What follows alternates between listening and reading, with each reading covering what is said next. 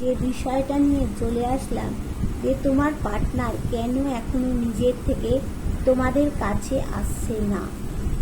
তো আমি যাব, বিষয়টা যাওয়ার আগে বলবো, রোজকার মতো আবারও বলবো, যার সাথে যতটা রেজোনেট করবে সে ততটাই নেবে, যার সাথে করবে না স্কিপ করে বেরিয়ে যাবে। যারা আমার নতুন ভিউয়ার্স হবে তারা আমার চ্যানেলটাকে সাবস্ক্রাইব করে বেল বটনটা দাবিয়ে দিলে তোমার সাথে আমার এনার্জি কানেক্ট হয়ে যায়। তোমার সাথে আমার এনার্জি কানেক্ট হয়ে গেলেই কিন্তু রিডিংটা 100% হবে। আর বেল বটনটা দাবিয়ে দিলে তুমি আমার নোটিফিকেশান পেয়ে যাবে, আমার লাইভে তুমি জয়েন হতে পারো। তাহলে চলো, যার সাথে যতটা রেজোনেট করবে সে নেবে। বিষয়টা হচ্ছে যে তোমার পার্টনার কেন নিজের থেকে তোমার কাছে আসতে পারছে না। দেখো, তোমার পার্টনারের কিন্তু আর্থিক দিকটা এই মুহূর্তে একদম ঠিক নেই। আর্থিক দিকটা তুমি যতদিন ছিলে তোমার পার্টনারের সাথে ততদিন কিন্তু তার আর্থিক দিকটা ভালো ছিল। এবার এখন তোমার পার্টনারের আর্থিক দিকটা মোটেও ভালো নয়। সে কিন্তু এখন প্রচণ্ড দুঃখ প্যাথোজ হয়ে আছে। তাকে কিন্তু বড় রকমের একটা ডিসিশান কিন্তু নিতে হবেই হবে। সেই জন্য ডিসিশান সে ঠিক মতো নিতে পারছে না। আর দেখো, ঈশ্বরের পায়ে সব কিছু ছেড়ে রেখে দিয়েছে, যা ঈশ্বর করবে তাই সে মেনে নেবে। কিন্তু দেখো, ঈশ্বর তো আমাদের পথ দেখায়, সব কিছু ঈশ্বরের পায়ে ছেড়ে রেখে দেবো ঠিকই, কিন্তু আমাকে তো কর্মও করতে হবে না। ঈশ্বর পথ প্রদর্শক, আমাদের পথ দেখিয়ে দেবে, এই কাজটা এইভাবে করো, তাই না? কিন্তু সেই জন্য আসতে পারে। কোথাও গিয়ে দেখো, তোমার পার্টনার কার্মিক একটা কাটাচ্ছে। যতদিন না এই কার্মিক বন্ধন কাটিয়ে উঠতে পারবে ততদিন তোমার কাছে আসতে পারবে না। তবে তোমার কাছে অবশ্যই আসবে। তোমরা তো নো কন্ট্যাক্ট সিচুয়েশানে এখন রয়েছো, অবশ্যই তোমার পার্টনার তোমার কাছে আসবে। নতুন কিছু পরিবর্তন তোমাদের জীবনে আসবে। দেখো, নতুন কিছু পরিবর্তন হবে, হাসি খুশি একটা জীবন হবে, সূর্যের মতো আলোকিত হবে। এখানে তোমার পার্টনারের মঙ্গলের দিকটা কিন্তু প্রচণ্ড পরিমাণে খারাপ রয়েছে। দেখো, এখানে সে মানে চারিদিকটা অন্ধকার দেখছে, ডিভাইন তাকে কিন্তু কোনো একটা আলো দেখাচ্ছে। সে কিন্তু আগেই বললাম ডিসিশান নিতে পারছে না, ডিসিশান তাকে নিতে হবে। দেখো, এখানে তার কাছে সব আছে, উল্টে ডিভাইন তাকে দিচ্ছে, তাও সে ডিসিশান নিতে পারছে না। শুধু ঈশ্বরের পায়ে এইভাবে যদি আমি ছেড়ে রেখে দিই তাহলে তো হবে না। ঈশ্বর তো আমাদের পথ দেখাচ্ছেন, সেই দেখানো অনুযায়ী আমাদের কাজ করতে হবে। তাই জন্য তোমার পার্টনার তোমার কাছে এসেও আসতে পারছে না। এবার দেখে নেবো আজ সকালবেলায় তোমার পার্টনার তোমাকে নিয়ে কী ভাবলো। দেখো, এখানে দিচ্ছে ম্যাচুরিটি। ম্যাচুরিটি তো আর আছেই, তবুও তোমার পার্টনার ভাবছে যে তার ম্যাচুরিটির লেভেলটা আর একটু কিন্তু বাড়াতে হবে, নাহলে সে কোথাও গিয়ে তার জীবনটা পাজল হয়ে যাচ্ছে, ঘেটে হয়ে যাচ্ছে। কোথাও গিয়ে কিন্তু তার থার্ড আইতে কোনো একটা কিন্তু প্রবলেম অবশ্যই আছে। থার্ড আই কিন্তু অ্যাক্টিভ করতে হবে। আর সে এটাও ভাবছে যে সে অনেক বেশি পরিশ্রম করে চলেছে, তাকে এই পরিশ্রমের থেকে নিজের থেকে জায়গা বার করতে হবে, নিজের জন্য কিছু করতে হবে, তবেই গিয়ে তোমার কাছে আসতে পারবে।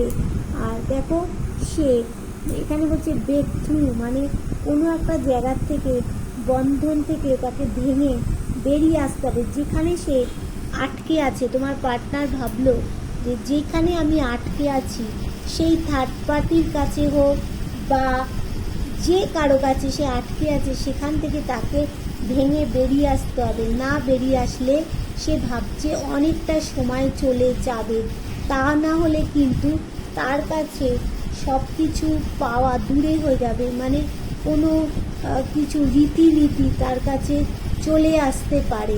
তাই ভাবছে যে তাকে ভেঙে বেরিয়ে আসতে হবে কোনো বন্ধন থেকে, তা না হলে কিন্তু সে কোনো কিছুই তোমার কাছে আসতে পারবে না। এটাও ভালো রিটনেস, মানে সে ভাবলো যে ভেঙে তো বেরোবো, এবার সময়ের কাজ আমাকে সময় করতে হবে। যদি অসময়ে তুমি এই ফলটাকে নিতে চাও তাহলে তার স্বাদ কিন্তু বিষাক্ত হয়ে যাবে। তাই সে বলছে আমাকে ভেঙে বেরোতে হবে, এই কাজটা আমাকে করতে হবে, তবে গিয়ে আমি সময়ের কাজ সময়ে তোমার কাছে আসতে পারবে, তোমাকে কল মেসেজ করতে পারবে, এটা ভাবলো।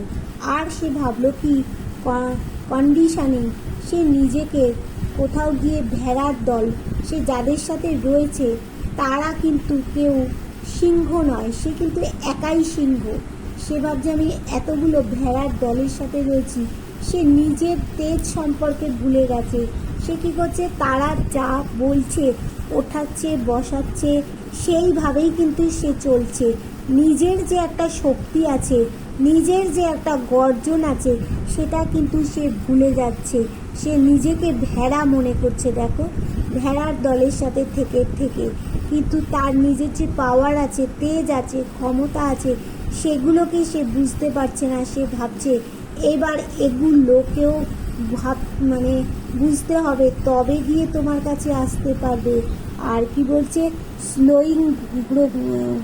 স্লোয়িং ডাউন, কচ্ছপের মতো একটু একটু করে তাকে লক্ষ্যের দিকে অবশ্যই অবশ্যই অবশ্যই তাকে পৌঁছতে হবে, তবে গিয়ে সে তোমার কাছে আসতে পারবে। বুঝতে পারলে যে তোমাকে নিয়ে কি ভাবছে। আর এবার দেখো, যারা জব পাচ্ছিলে না তাদেরকে এবার জবের চেষ্টা করলে হবে, অবশ্যই হবে। 6 মাসের মধ্যে কিছু একটা পরিবর্তন তো আসছেই। আর গেইনার অবশ্যই হবে জবের জন্য, অবশ্যই।